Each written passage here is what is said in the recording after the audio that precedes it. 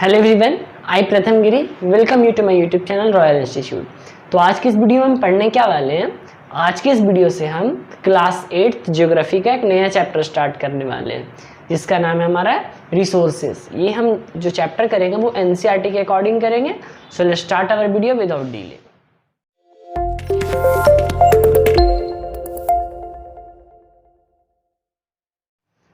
तो चलिए अब हम चैप्टर की शुरुआत करते हैं। चैप्टर का नाम हमने जान लिया कि चैप्टर का नाम रिसोर्सेज है। और ये मैं पहले आपको एक बार और इन्फॉर्म कर दूं कि जो भी हम पढ़ेंगे वो एनसीईआरटी के अकॉर्डिंग बेस्ड होगा। ठीक है, सीबीएसई हम लेकर चल रहे हैं तो एनसीईआरटी के अकॉर्डिंग हम बेस करके चल रहे हैं। देखिए रिसोर्स नाम है चैप्टर का। अब रिसोर्स को समझाने से पहले मैं आपसे कुछ सवाल पूछना चाहूँगा। बोर्ड पे भी कुछ लिखा हुआ है जैसे वाटर, इलेक्ट्रिसिटी, वेजिटेबल। आप इन सबों में मुझे कुछ कॉमन चीज़ बताओ। Water, electricity, table, board pen, fan, chair, इन सब में कॉमन क्या है ये बताना है आपको। तो बोलोगे सर इनमें तो कुछ कॉमन है ही नहीं, ये सब सब्सटेंस है, बस ये कॉमन है। अगर आप ध्यान से अकॉर्डिंग टू ज्योग्राफी दिमाग लगाओगे तो आपको समझ में आएगा। एक नॉर्मल ह्यूमन की तरह भी अगर आप दिमाग लगाओगे तो भी आपको समझ में आ सकता है कि इन सभी चीज़ों की हमें ज़रूरत है। चाहे वाटर हो, चाहे फूड हो, चाहे चेयर हो, चाहे फैन हो, चाहे ये बोर्ड हो हमारा या बोर्ड पेन हो या फ़ोन जिससे पढ़ रहे हो वो हो, इन सभी चीज़ की क्या है हमें ज़रूरत है। तो यही इनमें कॉमन था। तो रिसोर्स क्या चीज़ होता है? जो चीज़ हमारे लिए ज़रूरी हो, प्लस हमारी ज़रूरतों को वो पूरा करे। ठीक है, अब मुझे बोर्ड पेन की ज़रूरत है और मेरे पास एक ऐसा बोर्ड पेन है जो चल ही नहीं रहा है ना, तो फिर ये रिसोर्स होगा ही नहीं। क्यों? क्योंकि ये मेरी ज़रूरतों को पूरा नहीं कर रही है। बस पॉकेट में रखने के लिए थोड़ी ना लिया हमने तो बस पढ़ाने के लिए लिया है, पढ़ने के लिए लिया है, तो वो हमारी ज़रूरतों को पूरा करे। तो रिसोर्स क्या होता है? Everything that satisfies our need and has value. हर वो चीज़ जो हमारी ज़रूरतों को सेटिस्फाई करे, हर वो चीज़ जो हमारी ज़रूरतों को सेटिस्फाई करता हो और हैज़ वैल्यू, उसके पास कुछ ना कुछ वैल्यू आता है। अब ये टर्म आता है कि व्हाट इज़ वैल्यू। वैल्यू क्या होता है? देखिए वैल्यू क्या चीज़ है। सपोज अभी आप मेरे से पढ़ रहे हो तो आप कुछ ना कुछ वैल्यू पे कर रहे हो। क्या पे कर रहे हो सकता है आप ऐड देख रहे हो, आपका डाटा जा रहा है, तो आप क्या कर रहे हो? वैल्यू पे कर रहे हो। यूट्यूब को पे कर रहे हो, मुझे पे कर रहे हो, डायरेक्टली नहीं बट इनडायरेक्टली तो पे कर रहे हो ना। तो वो वैल्यू होता है। वैल्यू जरूरी है हमेशा पैसे वाली वैल्यू। वैल्यू दो तरह की होती है, इकोनॉमिक वैल्यू और नॉन इकोनॉमिक वैल्यू। देखिए वैल्यू दो तरह की, इकोनॉमिक और एक नॉन इकोनॉमिक। अब इकोनॉमिक क्या होता है और नॉन इकोनॉमिक क्या होता है? देखिए जो वैल्यू पैसे से रिलेटेड हो, the value which is related to money. जैसे इस बोर्ड पेन को मैंने खरीदा, इस बोर्ड पेन को खरीदा तो मैंने दुकानदार को क्या किया? मनी दिया, पैसा दिया, कैश दिया, तो इसका मैंने इकोनॉमिक वैल्यू पे किया। और ये नॉन इकोनॉमिक वैल्यू क्या होता है?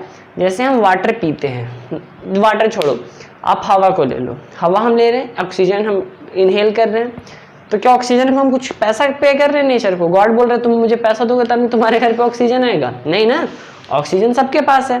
तो हम क्या करते हैं कि हवा को शुद्ध बनाने का कोशिश करते हैं, तो ये उसका वैल्यू हुआ, नॉन इकोनॉमिक वैल्यू हुआ। ये उसमें पैसा नहीं पे कर रहे हैं, हम नॉन इकोनॉमिक वैल्यू दे रहे हैं।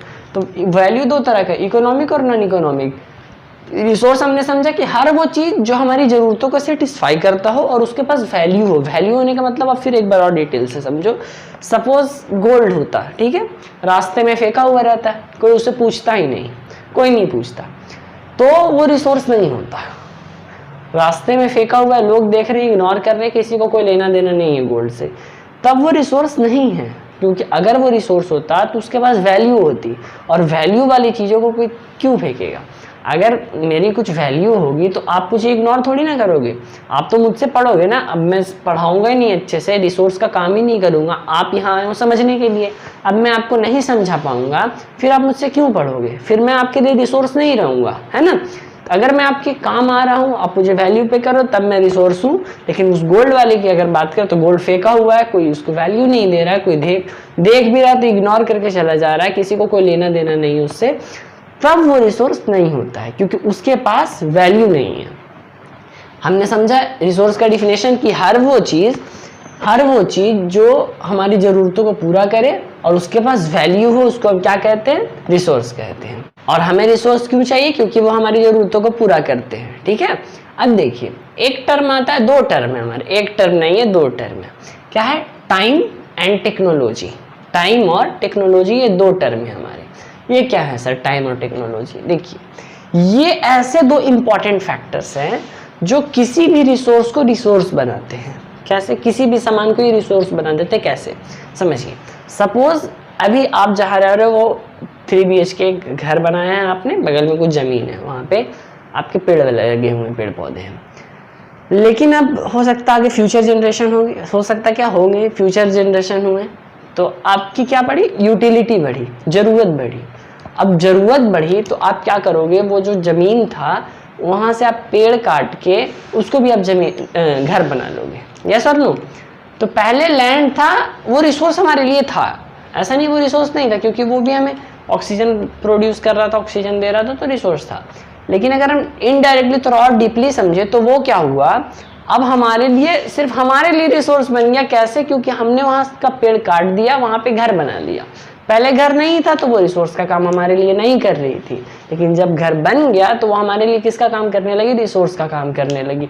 और जनरेशन चेंज होने में टाइम लगता है ना, ऐसा तो नहीं है कि आज छोटे हो, आज 5 क्लास में हो, कल आपका जनरेशन चेंज हो जाएगा, ऐसा नहीं होता।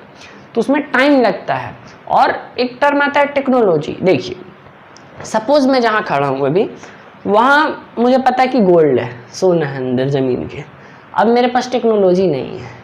अगर टेक्नोलॉजी नहीं है तो हम उसको यूज़ नहीं कर पाएंगे। और हमने क्या समझा कि हर वो चीज़ जो हमारी ज़रूरत पूरा करे, और ज़रूरत कब पूरा होगी? जब हम उसको यूज़ करेंगे ना। अब यहाँ गोल्ड है, हमें पता है, अब हमारे पास टेक्नोलॉजी नहीं है कि हम निकाल पाएँ।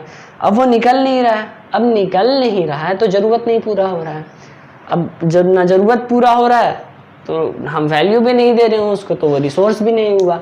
तो समझ में आया टाइम कैसे हेल्प करता है और टेक्नोलॉजी कैसे हेल्प करता है? तो टाइम और technology are two important factors that can change substance into resource. Time और टेक्नोलॉजी दो ऐसे फैक्टर हैं जो किसी भी सब्सटेंस को रिसोर्स बना देते हैं।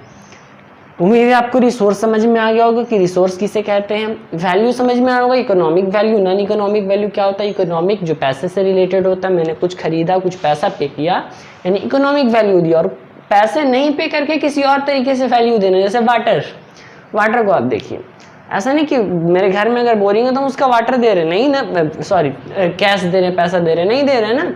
हम क्या कर रहे हैं? सेव वाटर कर रहे हैं, वाटर को बचाने का काम कर रहे हैं। तो ये क्या हुआ? वाटर को इनडायरेक्टली एक वैल्यू दे रहे हैं। ठीक है, अब नेचर ने हमें बहुत सारा चीज़ दिया, एयर, लैंड, अब ज़मीन है, तो क्या हम ज़मीन को कुछ पैसा दे रहे हैं? नहीं ना। वो तो ठीक है, खरीद बिक्री वो अलग चीज़ है, बट उसको यूज़ कर रहे तो पैसा नहीं दे रहे ना, बट उसको वैल्यू दे रहे हो कि हाँ उसको अच्छे से रखेंगे, संभाल के रखेंगे, इरोजन नहीं होने देंगे, ज़मीन को बंजर नहीं होने देंगे, फर्टाइल रखेंगे अगर खेती करते हैं तो ये सब क्या, वो वैल्यू दे रहे हैं हम किसी चीज़ को, नॉन इकोनॉमिक वैल्यू। अगर ज़मीन हमसे पैसा लेते कि आप मुझे 5 लाख दे दो, मैं आपको इतना सारा ज़मीन में से अनाज उपजा के दे दूँगी, तो फिर वो इकोनॉमिक वैल्यू हो जाता है। बट ऐसा तो होता नहीं है ना। होता क्या है कि हम उसको सेव करते हैं, हम फर्टाइल बनाने का कोशिश करते हैं, फर्टिलाइज़र डालते हैं, तो ये सब क्या हुआ? इनडायरेक्टली वैल्यू दे रहे हैं, नॉन इकोनॉमिक वैल्यू। तो उम्मीद आपको इकोनॉमिक, नॉन इकोनॉमिक वैल्यू समझ में आ गया होगा। अब हम देखते हैं टाइप्स ऑफ रिसोर्सेज। रिसोर्सेज कितने टाइप्स के होते हैं? तो देखिए रिसोर्सेज जो है हमारे 3 टाइप्स के होते हैं। 2 आपने उम्मीद है कि सुन रखा होगा, 90% लोग सुन रखे होते हैं, नेचुरल और ह्यूमन मेड। सब सुनते हैं natural resources, human made resources, लेकिन जो थर्ड वन है हमारा, that is human resources. Yes, human is self a resource. Human खुद में एक रिसोर्स है, ह्यूमन अपने आप में एक रिसोर्स है। कैसे रिसोर्स है ये हम अगली वीडियो में पढ़ेंगे।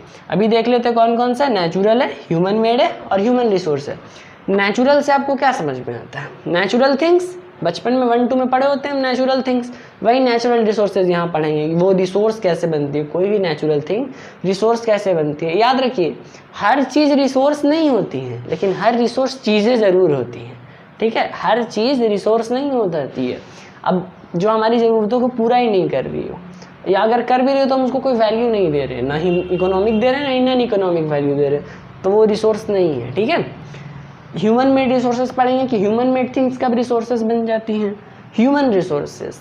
अब ह्यूमन पढ़ेंगे कि ह्यूमन कब रिसोर्स बन जाता है, ठीक है। और सबसे इंपॉर्टेंट अगर कोई रिसोर्स है दैट इज़ ह्यूमन रिसोर्सेज, जो किसी भी रिसोर्स को रिसोर्स बनाने में मदद करता है। इसको हम अच्छे से समझेंगे नेक्स्ट वीडियो में।